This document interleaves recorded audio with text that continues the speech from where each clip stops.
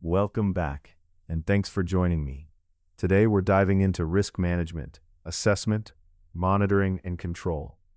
This is Chapter 1, where we'll cover the fundamentals and risk assessment. Let's get started. So what is risk management?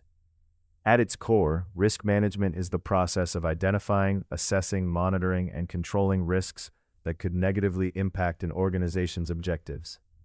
Think of it as a systematic way of asking, what could go wrong? How bad would it be, and what are we going to do about it?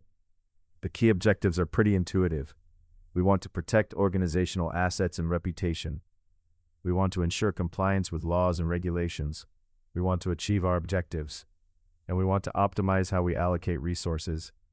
Now the entire discipline rests on 4 pillars: identification, assessment, monitoring, and control.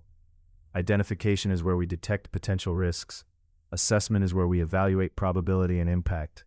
Monitoring is where we track ongoing risk levels. And control is where we implement mitigation strategies. Memorize those 4. They're the spine of everything we'll discuss.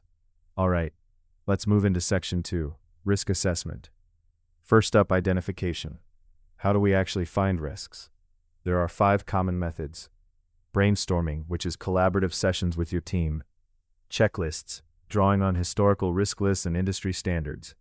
Interviews, one-on-one discussions with experts. SWOT analysis, strengths, weaknesses, opportunities, threats. And document review, where you analyze past incidents and reports. Most organizations use a mix of all 5. Once you've identified risks, you analyze them. 2 variables matter: probability and impact. Probability is the likelihood of a risk event occurring, and we usually scale it. Very low is 0 to 10%. Rare, maybe once in 100 years. Low is 10 to 30%. Medium is 30 to 70%. Possible, once every year or 2. High is 70 to 90%. Likely about once per year. And very high is 90% and above, almost certain multiple times a year. We measure it across financial, operational, reputational, and strategic dimensions. A low impact might be less than 1 million naira, or under an hour of downtime. Medium ranges from 1 to 10 million, with 1 to 8 hours downtime and customer complaints.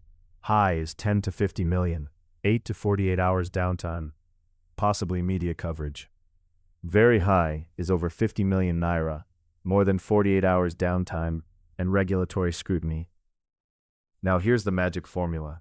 Risk score equals probability times impact. Let's do an example. Say the risk is system downtime. Probability is 40%. Medium, so 0.4. Impact is a 20 million naira loss. High, so a 4. Multiply them. 0.4 times 4 equals 1.6. That's a high priority risk. Simple math, powerful tool.